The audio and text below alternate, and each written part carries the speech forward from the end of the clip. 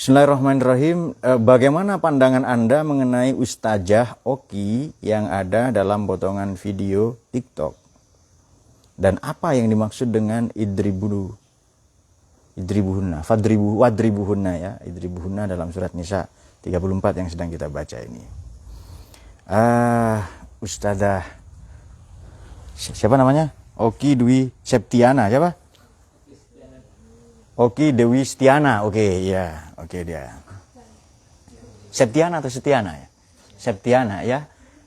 Oki Dwi Septiana, oke. Atau bagaimana? Aukamakol ya sudah, itu Aukamakol di antara sosmedia itu ya, oke. Oki Dwi Septiana, Oki Dwi Septiana. Ya memang artis saya masih Desi Ratnasari, artis zaman dulu ya. Oki Setiana Dewi, Setiana Dewi. Oke, kita akan menjawab pertanyaan Oki itu ya. Bagaimana pandangan Anda mengenai video Ustazah itu yang sedang viral di TikTok? Jadi begini, kalau tidak salah potongannya saja ya, saya mendengar ya, menyimak bahwa itu istri dijadikan sasak tinju, dipukuli sama suaminya sampai bonyok-bonyok itu, sampai lebam, lalu katanya di Jeddah. Sebenarnya kalau cerita-cerita Arab juga jangan tinggalkan kejahatan perangnya Arab. Ya itu ceritakan juga, jangan yang gitu-gitu tok. Arab itu enggak seperti Arab yang Anda bayangkan. Kejahatan perangnya Saudi ke Yaman ini hampir-hampir saja dan sudah sebahagian diungkap oleh seorang reporter senior namanya Gamal Khashoggi, dimutilasi di Turki, di Ankara. Karena mengungkap kejahatan perangnya Saudi ke Yaman. Jadi Yaman itu begini, Yaman itu kan selatannya Saudi, lebih rendah.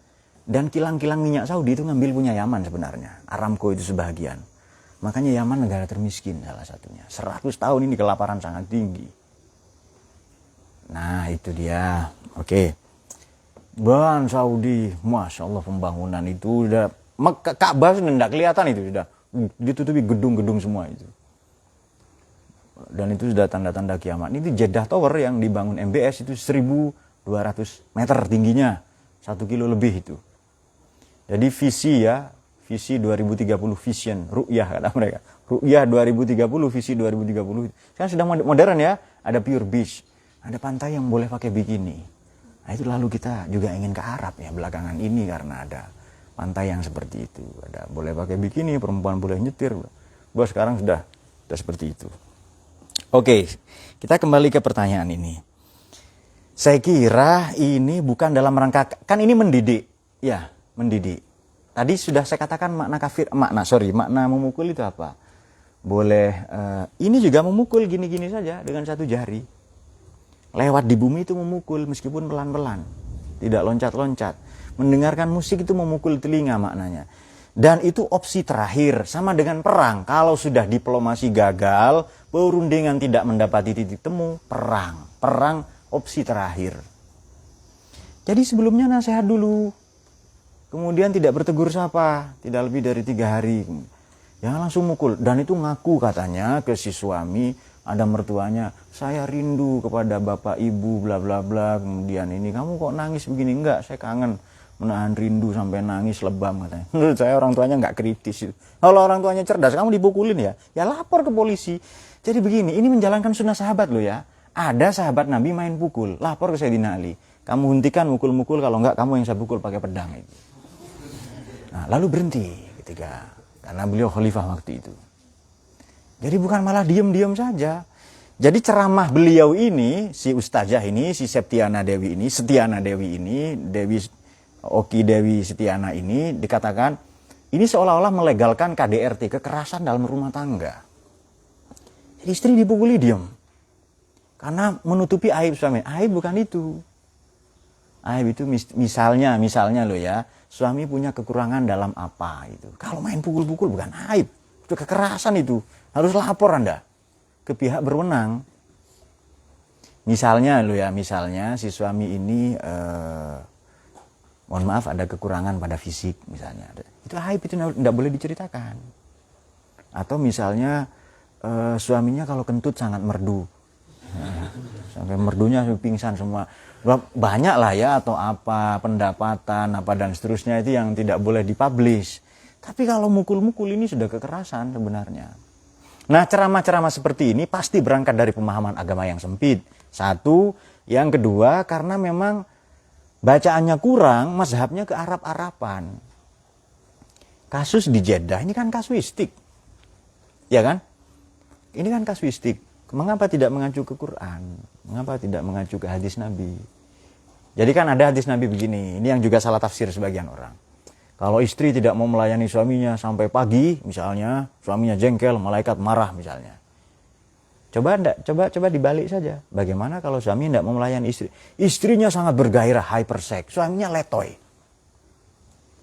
Tidak puas-puas istrinya, suaminya letoy, gimana itu? Apa dia yang dilaknat oleh malaikat? Jawab. Jadi ambil poin hadisnya, spirit hadisnya, jangan mengecewakan pasangan. Ya katakan, saya sudah letoy ini, saya sudah percaya dengan takdirnya Allah kalau begitu. Sudah. Memang Allah segini ngasih kemampuan. Nah, ya berobatlah itu, jangan diam saja ya.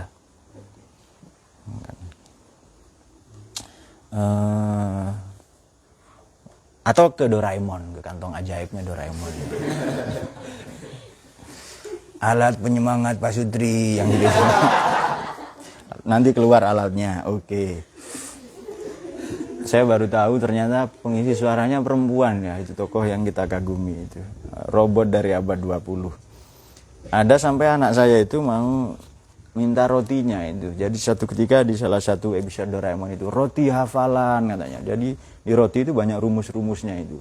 Kalau dimakan langsung hafal rumus-rumusnya. Menarik juga katanya. Untuk Ustadz di depan ini ada permen disiplin ya. Kemarin sudah nonton tayangannya. Permen disiplin katanya, supaya disiplin si Nobita itu. Oke, jadi begini, tanggapan saya adalah ceramah seperti ini mungkin benar dalam kasus tertentu ya, tapi ini melegalkan, melanggengkan KDRT. Dan sekarang sudah ada undang-undangnya semua, itu. Kalau mengalami kekerasan seperti ini lapor. Mohon maaf saya singgung sedikit. Sekarang banyak beberapa pemangku pendidikan, entah tokoh pesantren, di Jombang ada, di Bogor kemarin, yang bahkan melakukan sexual harassment, kejahatan kekerasan seksual, bahkan pelecehan seksual, sampai punya anak lahir itu. 16 atau berapa itu yang Ustadz siapa yang itu karena diam saja. Coba lapor. Jadi lapor ini bukan mengungkap aib, bukan. Kita memutus mata rantai kejahatan. Wajib enggak itu? Ya wajib. Pak, tapi saya enggak berwenang. Yalah ke polisi. Penegak hukum yang ambil tindakan, bukan Anda. Jadi oke. Kemudian istrimu rice cooker. Jangan suruh masak tok, bukan rice cooker ya. Mesin cuci istrimu itu. Ya jangan suruh nyuci terus.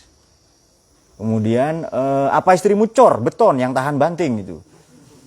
Nah, karena istrimu manusia, misal lemah, ya ajak liburan, bersenang. Katanya qawwamuna, menunaikan dengan sempurna dan concern terus-menerus, ya kan? Nah, jadi tanggapan saya kepada penanya, ya ceramah-ceramah seperti itu berbahaya. Karena melegalkan kekerasan dalam rumah tangga. Tadi loh, problem itu apa sih? Cukup di kamar katanya. Jangan sampai ketahuan keluar. Itu kalau problem-problem biasa. Kalau sudah dipukulin, bonyok gitu. Ya, itu sudah ranah penegak hukum. Apakah dulu suami melamar istri, dinikahi untuk dipukul-pukul, dijadikan sasak tinju itu? Misalnya. Lalu kasih jab, bottom up, jab itu kan begini-begini ya. Uppercut misalnya dia udah begini dia. Long hook atau tinju. Tidak, itu istri untuk dimuliakan. Dan itu sabda Nabi ya. Sabda Nabi bagaimana? Ayo kamu sebaik-baik kamu adalah khairukum li ahli, ya kan? Dan ana khairukum, dan saya adalah yang terbaik. Wa ana khairun li ahli, dan saya yang terbaik atau perilaku saya terbaik pada keluarga saya. Wa asyiruhunna bil ma'ruf itu. Oke. Baik, kita jawab pertanyaan berikut.